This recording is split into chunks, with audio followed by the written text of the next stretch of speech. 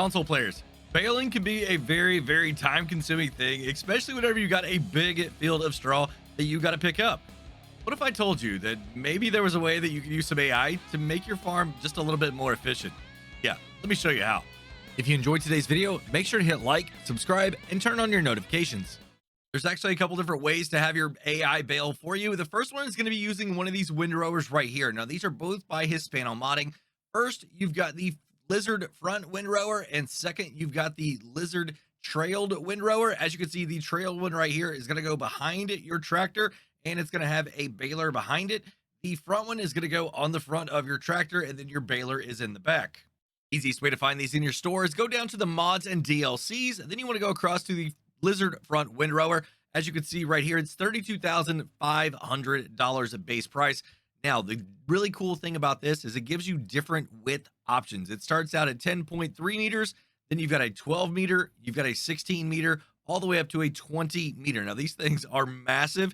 They weigh quite a bit, so you want to make sure that you got something on the back as well.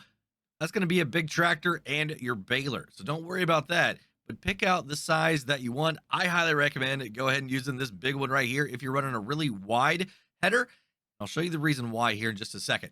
Next thing, brand decals. You can take and you can turn off the lizard, or you could brand this as any of the major brands that you would like.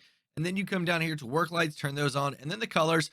Yes, they've added all these extra colors. You could get a New Holland yellow, JCB, John Deere.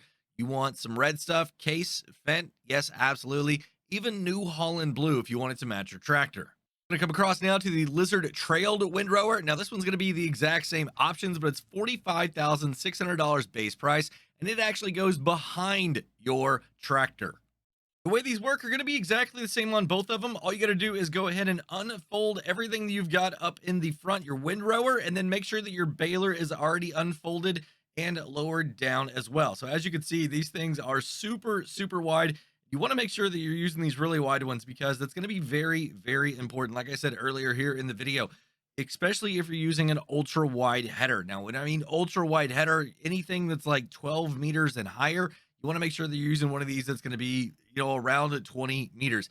Not that much more expensive, and the horsepower requirement isn't that much more at all. Now that I've got my baler turned on, what I need to do now on my windrower is go ahead and just lower it down and then go ahead and turn it on as well.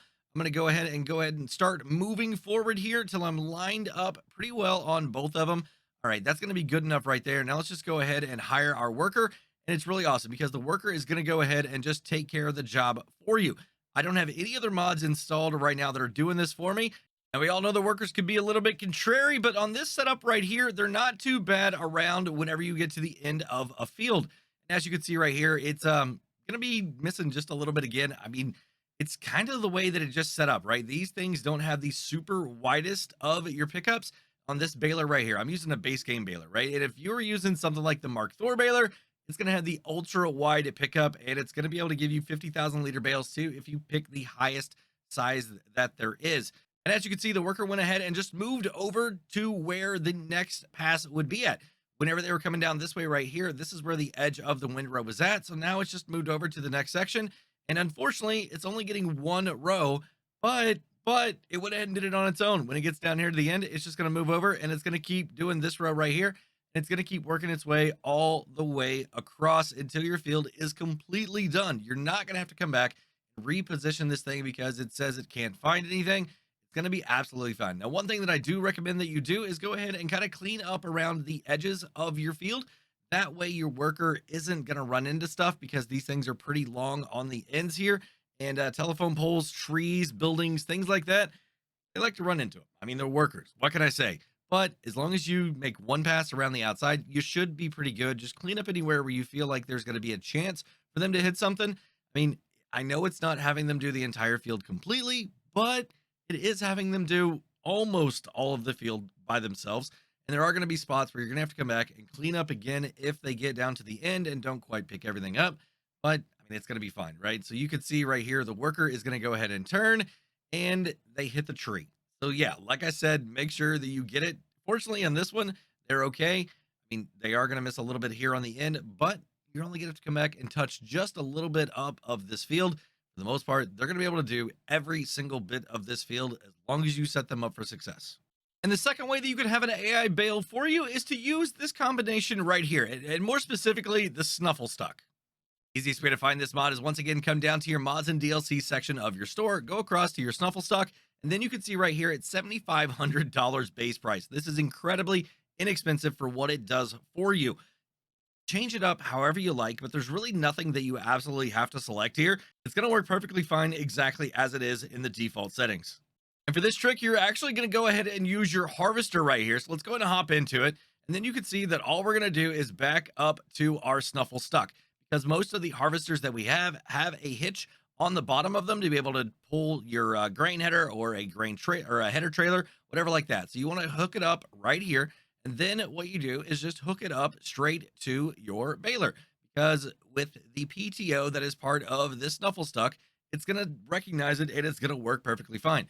Now, what you're going to do is go ahead and unfold your baler, go ahead and lower everything down, then come over here to your harvester, and you're going to go and lower it down as well, and you're going to go and turn the thing on.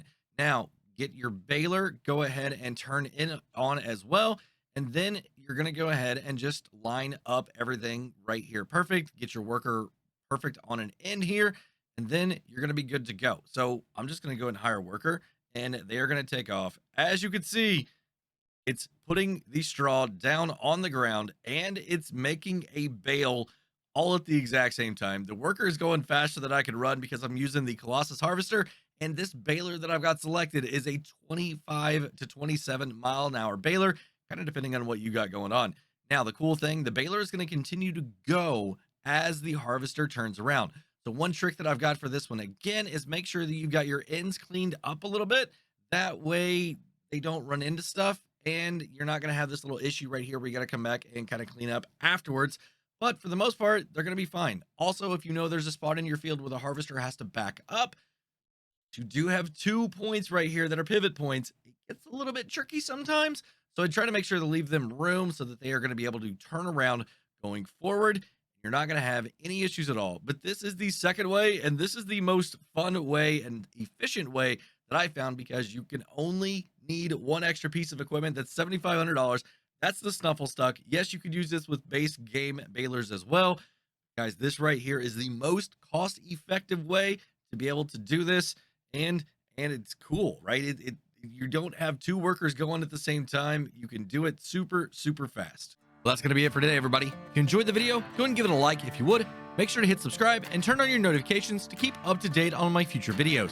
While you're waiting on those future videos, go and check out one of these 2 right here. Have a great day, night, evening, everybody. Until next time, this is Driver53 signing off.